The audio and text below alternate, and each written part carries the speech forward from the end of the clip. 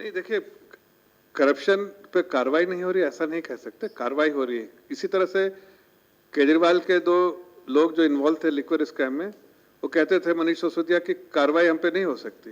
कार्रवाई होगी और इन पे भी होगी। प्रोसेस को हम ऐसा, जैसे मैंने कहा कि हस्तक्षेप नहीं करते हैं, इंटरफेरेंस नहीं करते हैं, लेकिन हमारी पॉलिसी बहुत क्लियर है, जीरो टॉलरेंस ऑन करप्शन। इसलिए कार्रवाई होगी और पक्की निश्चित तौर से कार्रवाई होगी।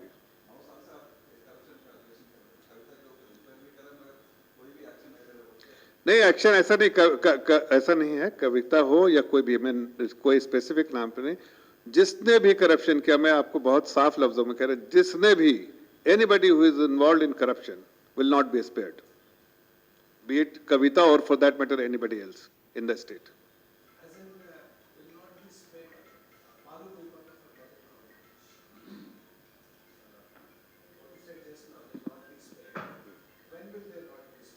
See,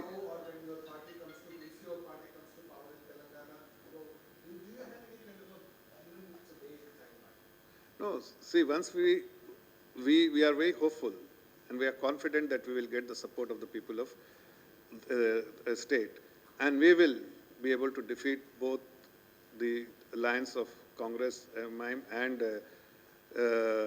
BRS. We will be able to defeat, we will form the government, we will do every possible, take every possible initiative to unearth all the scams they have done during last 10 years. But away from that, whatever the agencies have found out, based on that basis, action will be taken against those who are culprit, who are involved in corruption.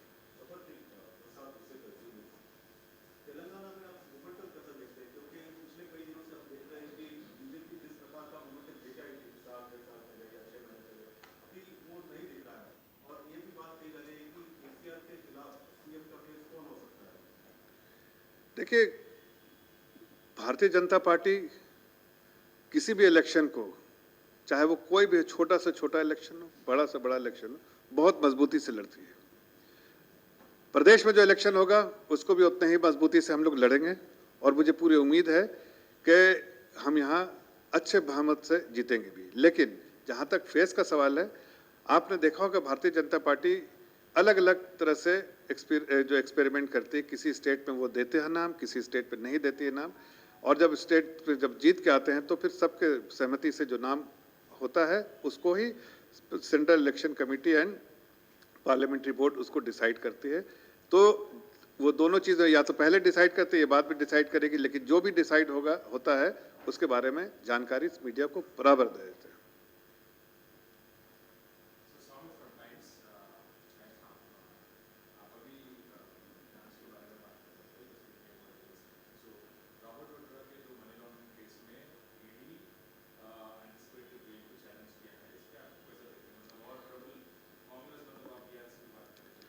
See, this is an unholy alliance between corrupt parties. Everybody knows the kind of corruption Congress has done for several decades. And now for the last 1 decade, the rampant corruption which has been done by BRS. So all these political parties are deeply into corruption. We will take action wherever possible, and particularly when you have asked about Robert Vadra, that case is being pursued by the agencies, and we have no, as I said earlier, we do not interfere. But of course, our intention is very clear that anybody who is indulging in corruption will not be spared. Coming back to the question of Kavita, you had said that Kavita is fully involved in the scam, action has been taken. On what basis are you saying that she is fully involved? See, whatever. She's only being questioned by the ED, and I'm sure none of us know what questions were asked and what answers were given. I think, as I said, that agencies does its own work. Government's intention should be known to agencies and the people of this great country. Our intention is absolutely loud and clear, is known to everyone, both citizen and the agencies who are responsible for unearthing the scams. Whatever information which is publicly available, based on that and whatever information we have gathered, we have been able to gather, she is fully involved in liquor scam.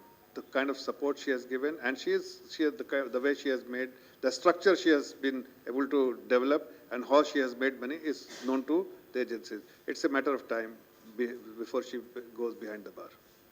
Sir आपकी लड़ाई कांग्रेस से भी है, तो यहाँ के जो कांग्रेस के अध्यक्ष हैं रेवंत रेड्डी जी, पुलिस रिटर्न करते हुए स्टेटमेंट दिया है कि हम उनके कपड़े उतारेंगे, हमको कॉल में आने के बाद राहुल गांधी जी मोहब्बत की दुकान की बात करते हैं और नॉन वायलेंट लीडर्स के बारे में मल्लिकार्जुन की बात करते हैं, ये कैसा देखते हैं आप? देखिए, ये सब जो है रेवंत रेड्डी जी का इतिहास सबको मालूम है, प्रदेश के हर लोगों का इतिहास मालूम है, और आगे आने वाले दिनों में वो पूरे तौर से एक्सपोज भी किए जाएंगे।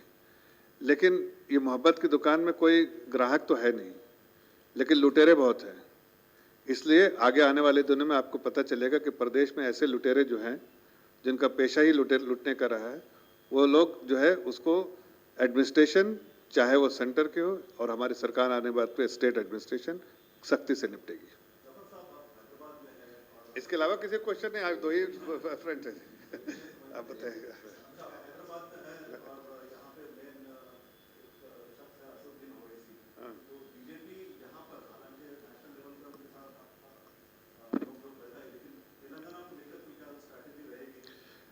देखिए, जैसा मैंने कहा कि असदुद्दीन ओवैसी हो, असदुद्दीन ओवैसी जिनकी पार्टी है AMIM, BRS और कांग्रेस, ये तीनों का अलायंस है।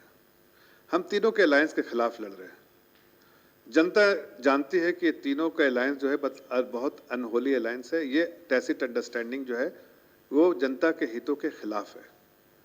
इसलिए हमारी लड़ाई तीनों से है, और आप जब हमारा कैंपेन शुरू होगा तो उसमें आपको इस बात की झलक दिखेगी कि हर लोगों को अकाउंटेबल किया जाएगा। अकाउंटेबिलिटी सबके प्रदेश की जनता के सामने लेकर आएंगे।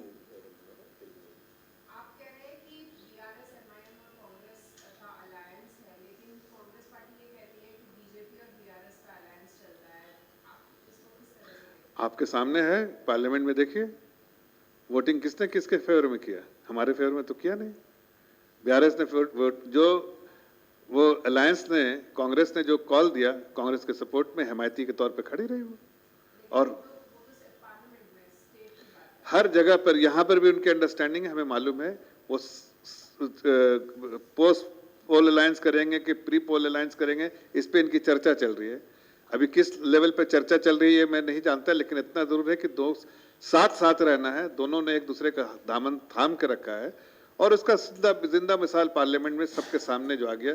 पार्लियामेंट में अगर वो ऐसे बिल के खिलाफ खड़े रहते तो समझ में आता है, लेकिन वो तो साथ खड़े रहे, बल्कि इतने खड़े नहीं रहे पार्लियामेंट में, उनके साथ स्लोगने रही। वहां पर जितना जो डिसरप्शन में सबसे बड़े सारे उनके MP साथ में थे, उनके साथ साथ होके आपने देखा होगा विजुअल्स के सारे BRS के MP स्टेज वॉकआउट भी किया, साथ में डिसरप्शन भी करने में साथ साथ कर रहे, वेल्स में जाने के सामने भी और स्लोगन देने में भी उनके साथ कर रहे। तो इससे ज्यादा क्या आपको प्रूफ चाहिए कि they are together in every crime. BRS तो कहती है कि वो ना इंडिया के साथ है ना INDA के साथ। देखिए, BRS के पास कहने के लिए कुछ बचा नहीं है। प्रदेश की जनता समझ चुकी है कि प्रदेश को लूटने के लिए आए थे। BRS जब ऐसा कहे तो उनसे पूछिए कि भाई आपके मैनिफेस्टो में जो आपने कहा था वो कहाँ पूरा किया है। उनसे सवाल आप कीजिए, उनसे सवाल करना चाहिए जितने सारे जो करप्शन किए हैं, भूमि लैंड में जो करप्शन किया है, लैंड यूज को जिस तरह से उन्होंने परमिशन दी है, उसके बारे में भी आगे आने वाले दिनों में। अब वो हमसे क्वेश्चन करते 100 क्वेश्चन, मतलब people will laugh at them कि सरकार उनकी है, क्वेश्चन हमसे कर रहे हैं। We will come out with a questioner and you will see that how we expose them. If there are no more questions, then I want to thank you once again. I do have a question, if somebody else does have.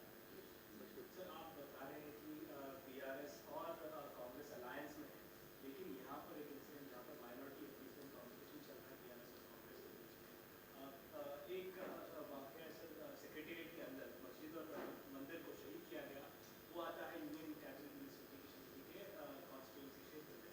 लेकिन कांग्रेस का ये कहना है कि उन्होंने कभी इस चीज़ को अपोज नहीं किया है, और माइनॉरिटी को लेकर उनका कोई ऐसा, बीजेपी का कोई ऐसा परफेक्ट स्टैंड नहीं है। तो आप आने वाले चुनाव में माइनॉरिटी के लिए क्या करेंगे? देखिए, हमारे यहाँ चाहे माइनॉरिटी हो या मेजॉरिटी हो, हमारे इस नज़रिए से देखते ही नहीं। हमारी सरकार सबको देश की जनता के तौर पर देखती है, और जनता के हित में काम करने के लिए सारी पॉलिसी बनाती है। अब मैं इसको आपको, आप चूंकि आपने, मैं उस समाज से आता हूं, मुस्लिम समाज से आता हूं, तो मैं आपको एक दो एग्जांपल दे देता हूं। आप वेलफेयर स्कीम उठा के देखिए, सरकार के वेलफेयर स्कीम जो आदरणीय प्रधानमंत्री जी ने पिछले 9 साल में जो वेलफेयर स्कीम चलाई, उसके बेनिफिशियरीज देखिए। कोई भी स्कीम ऐसा नहीं है जिसमें मिनिमम 22% जो है वो मुस्लिम समाज के लोगों को उसका बेनिफिट्स नहीं मिला। चाहे प्रधानमंत्री आवास योजना हो, चाहे आप जल से नल हो, नल से जल हो, या फिर आप आयुष्मान भारत स्कीम हो, ये जितने भी स्कीम उठा के, मैं 315 स्कीम है, उस सब 15 स्कीम उठा के देखिए, उसके बेनिफिशियरी के डिटेल्स उठा के देखिए कि हमने बिना भेदभाव के हमने सबको जो है जो बेनिफिशियरी हो सकते थे उनको दिया है। उसमें सबसे बड़े बेनिफिशियरी जो है मुस्लिम समाज के लोग हैं।